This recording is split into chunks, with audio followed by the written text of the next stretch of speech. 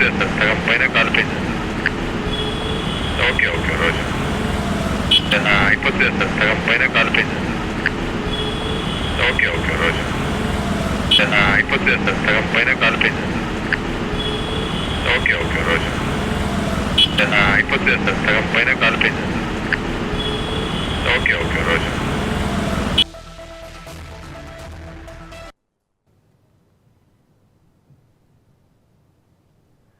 ఇక హైదరాబాద్ దుర్గం చెరువు కేబుల్ బ్రిడ్జిపై ఓ బైక్ కాలిపోయింది. వాహనదారుడు బ్రిడ్జిపై వెళుతూ ఉండగా అకస్మాత్తుగా బైక్ నుంచి మంటలు చెలరేగాయి. మంటలను గమనించిన వాహనదారుడు బైక్ను పక్కకు నిలిపాడు.